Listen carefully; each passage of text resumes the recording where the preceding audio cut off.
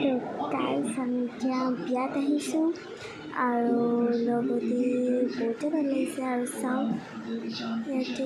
এইটো মানে মোৰ মেম হয় মানে মিন্স কইনা আৰু মেম আৰু বহুতে ধুনীয়া লাগিছে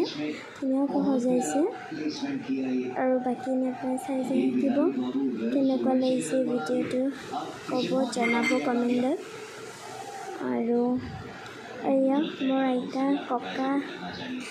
আৰু আইতাৰ লগতে আহিছোঁ ককা আইতা মই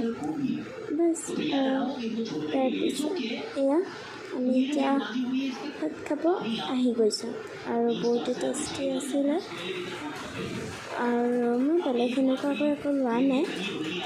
চলা আছিলে সেইবিলাক একো লোৱা নাই আৰু